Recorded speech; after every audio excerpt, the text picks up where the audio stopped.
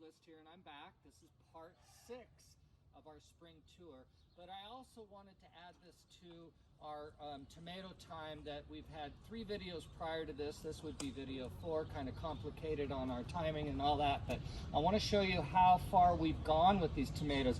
These were planted at the end of March, and you can see how big they've gotten.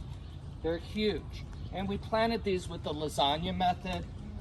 Watered them a couple times, and I'm trying to let them dry as much as I possibly can. We've had some really good heat, and now that we're getting our warmer nights, remember I always tell everybody 70-70 is your temperatures. You want to average 70 at night, 70 in the day. So let's say, for instance, if you're 80 in the day and 60 at night, you still have that average. So remember, 70-70, your tomatoes will grow a lot better and they'll be a lot more active. So you can see they are just going crazy. Let's look at this one. This one is a new one, Virginia Sweets. This one here is Brandywine. This one, oh, here we go. Here's some of my favorite, my Japanese hybrids. This is a Momotaro Gold.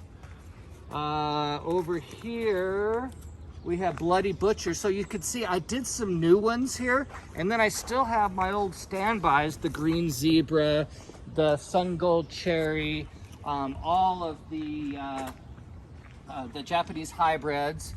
And then we have, I have Spoon. That's our old standby. That's the little tiny one that looks like a salmon egg. Here is Grandfather Ashlock. That's dedicated to me. More Japanese hybrids. Early Girl, an old standby. Napa Chardonnay. Now that kind of tastes like wine. That was one of my favorites from last year. And again, you can see some of them haven't taken off as fast as others. Why? I think it's just a variety thing. We did lose a couple. I've had to replant them. Why we lost them, I have no idea. But overall, you can see how big they are and how fast they're growing.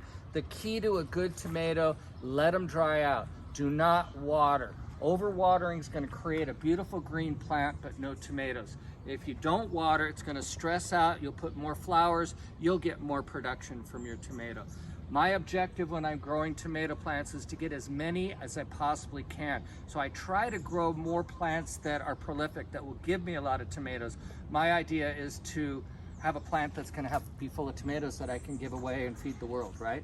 Whereas some people, hobbyists, will plant a lot more heirlooms because they want the funky looking ones, they want the different flavors, they want the different colors.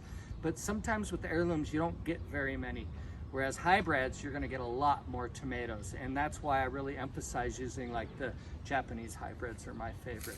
So there is our tomato plants, and probably our next video on tomatoes is going to be, I would say next month, we may have tomatoes.